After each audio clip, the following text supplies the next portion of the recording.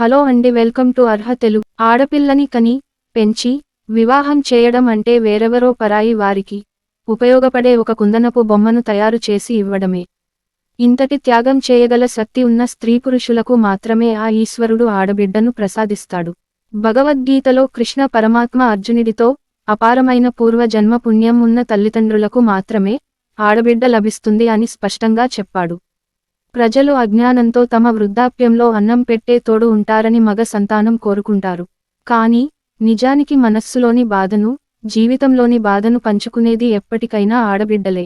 పితృకర్మ అయిన పిండ ప్రదానం చేసి పితృదేవతలకి విముక్తి కల్పించేది మగబిడ్డ మాత్రమే అని మాకు మగబిడ్డ కావాలని అంటారు చాలా మంది.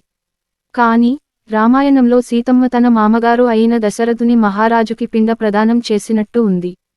మగబిడ్డ లేని వారు ఆడబిడ్డ చేత కూడా పిండ ప్రదానం చేయించవచ్చని శాస్త్రంలో చెప్పబడి ఉంది. మగబిడ్డల వల్ల పితృదేవతలకు విముక్తి మాత్రమే లభిస్తుంది.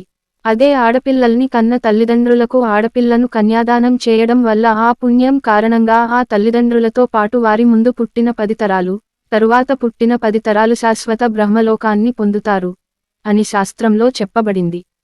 అన్ని పుణ్యాల కంటే కన్యాదానం చేసిన పుణ్యం గొప్పది. ఈ సత్యాలని అర్థం చేసుకుని ఇప్పటికైనా ఆడపిల్లలని కాపాడుకుందాం. మరో తరానికి స్వాగతం పలుకుదాం. ఈ వీడియో నచ్చితే లైక్ చేసి మా ఛానల్ని సబ్స్క్రైబ్ చేసుకొని మమ్మల్ని సపోర్ట్ చేయండి. Thank you for watching.